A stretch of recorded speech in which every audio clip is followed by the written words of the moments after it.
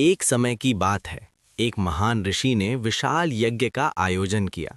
यज्ञ की पूर्णाहुति पर उन्होंने गांव वालों को दान में अनेक गायें दीं, परंतु वे सभी बूढ़ी और दुर्बल थीं, जो न दूध देती थीं न खेतों में काम आ सकती थीं।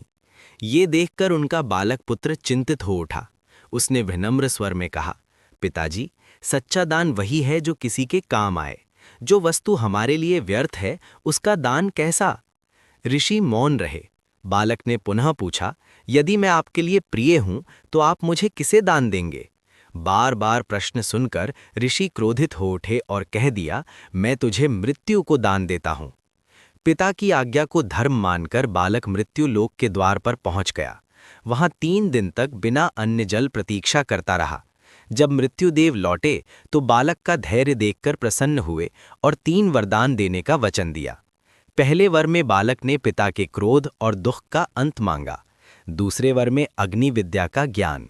तीसरे वर में उसने पूछा, मृत्यु के बाद क्या होता है?